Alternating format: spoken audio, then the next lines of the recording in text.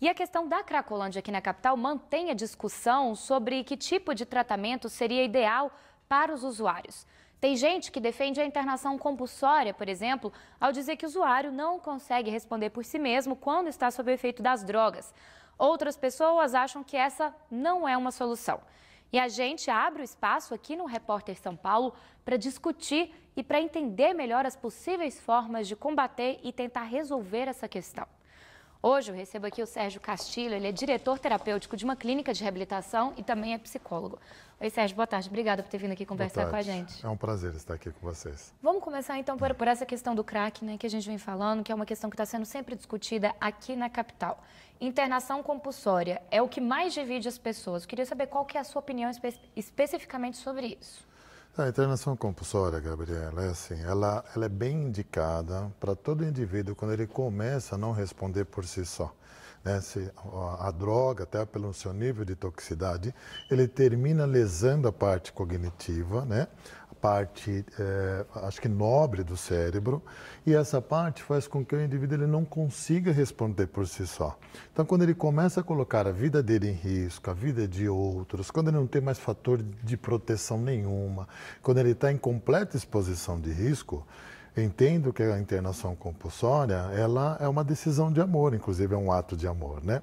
E as pesquisas dizem, a National Institute of Drug and Abuse, que é o NIDA, um instituto americano bastante importante, eles relatam que tanto a internação involuntária quanto a voluntária, ela tem a mesma efetividade. Porque, no fundo, ninguém vai sozinho para uma internação, ninguém vai de forma voluntária. Às vezes, o que altera é a forma de condução. Então, uns têm que ir de ambulância, outros vão por força de algumas circunstâncias que a família forçou. Ninguém vai de forma extremamente voluntária. Todas as internações, entre aspas, elas são involuntárias. Mas isso choca muito na opinião do público, a opinião do povo. Do ponto de vista médico e psicológico, a internação involuntária, ela é sugerida e ela está regulamentada por lei, inclusive na Lei 10.216. Agora, sem pensar na parte do familiar, né? Porque principalmente nessa questão ali da região da luz, muitas pessoas, inclusive, perderam o contato com a família. Então, quem tem que ajudá-los, entre aspas, é o próprio Estado. Você concorda com o Estado também propiciar essa internação involuntária ou de que forma o poder público poderia agir, na sua opinião? Então, o poder público, ele começou a agir agora, né? Eu acho que a Cracolândia, ela é uma resultante de um abandono social e um abandono para essa temática de muito tempo. Como resultado, nós temos a Cracolândia. A internação involuntária, quando não se tem ninguém com relação consanguínea, porque na lei ela é muito clara, precisa ter alguém de relação consanguínea para fazer a solicitação e ela ser notificada ao Ministério Público num prazo de 72 horas e laudado a necessidade por um psiquiatra. Não havendo essa família, alguém tem que interceder. Então, acho que o papel do Estado, nesse momento, é interceder até para que possa tirar eles dessa zona de risco, né? Eles estão numa exposição completa. Não tem nada absolutamente que faça com que eles consigam sair dali, se não for alguma força exterior, uma força social, alguma força, algo precisa intervir. A pessoa ela não consegue, por mais que ela queira, ela não consegue tomar essa decisão por si só. Já está bastante prejudicada. É uma perda de poder pessoal mesmo, né? Agora, saindo dessa parte da internação, que é o primeiro passo, digamos, como é feito o tratamento de usuários de droga em geral, não só de crack, até mesmo álcool, por exemplo? Como que é feito, qual que é o ideal, né? O tipo ideal de tratamento para essas pessoas dependentes? Então, quando a pessoa ela já está caracterizada dependente, quando ela já perdeu a sua situação laboral, acadêmica, social, quando ela está com uma exposição muito grande, o ideal, nós temos que promover primeiro é a abstinência. Não tem tratamento sem abstinência. Todos são com abstinência total. Nós precisamos promover a abstinência para que o indivíduo ele entre em consciência, para que a gente possa começar uma terapêutica. Sem abstinência não tem como. Se a mente dele continua sempre ela com nível de toxicidade alta, nós não conseguimos acessar o indivíduo. Então, a primeira coisa é proteger esse indivíduo para a promoção da abstinência. Após a promoção da abstinência, se faz um mapeamento, um ecomapa desse sistema desse indivíduo, como é que é a família, como é o local onde ele mora, quem são as pessoas que ele conviviam ou convive, quais são os fatores que possam propiciar para ele um fator de proteção, e aí é traçado um projeto de terapêutica para ele. Alguns precisam apenas da promoção da abstinência e pode ser continuado num processo ambulatorial. Outros não conseguem, outros precisam de um prazo um pouquinho mais longo no tratamento com internação para começar a possibilitar uma terapêutica para ele, que é a mudança comportamental, né? O que as pessoas elas ficam muito ligadas no item do uso da substância. Mas nós temos comportamentos estabelecidos já nessas pessoas que nós precisamos começar com alteração. Então, nós temos que trabalhar com crenças, temos que trabalhar com alterações comportamentais, nós temos que trabalhar com toda essa desenvoltura do indivíduo que é um sistema mais intrapessoal. A droga é quase que a cerejinha do bolo. A droga seria um sintoma, então, de um problema que já vem de antes, que é o que se trata, por exemplo, numa clínica de reabilitação. Sim, sem dúvida nenhuma. A droga, ela quase não é nem mencionada dentro de uma clínica, né?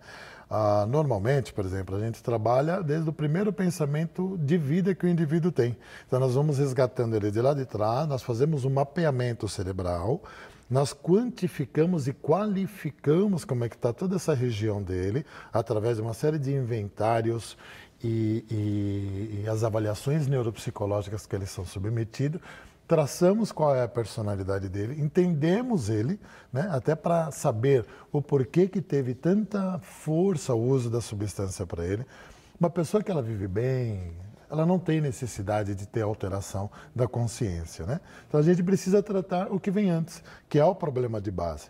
A internação, ela tem esse objetivo de trabalhar esse problema de base, o que faz com que esse indivíduo se drogue, né? Porque a promoção da abstinência, se trancar ele em qualquer ambiente, ele fica. Se largar, a primeira coisa que ele faz procurar de novo. É procurar novamente a reincidência, né? Embora a reincidência ela faz parte de qualquer doença crônica, assim como diabetes e hipertensão, também como dependência química, mas na dependência química ela é demonizada. Né? Então o indivíduo que recai, ela é demonizada por todos. Fala que é sem vergonha, porque a gente ainda enxerga, uma grande maioria da população, a nossa cultura, enxerga ela do ponto de vista moral. O drogado como um fraco, como sem vergonha. Isso é uma coisa que tem que mudar também na sociedade. É um tipo de tratamento que a sociedade tem que passar também. Pois é, nós já estamos bem avançada, muito bem caracterizada pela Organização Mundial da Saúde, classificado no Código Internacional de Doenças, no DSM-5. Já estamos bem caracterizados, mas ainda somos muito pouco informados. Nós temos uma cultura no Brasil etilista, né? Então, você vê que nossa cultura, até em aniversários de crianças, é regado de álcool. Então, você vê que a nossa cultura é uma cultura de uso muito aceita e é uma das piores que nós temos do ponto de vista social. E aí é muito complicado, porque embora nós tenhamos essa cultura, nós temos aquela cultura da temperança. Fala assim, olha, você tem que beber com moderação, você tem que usar com moderação.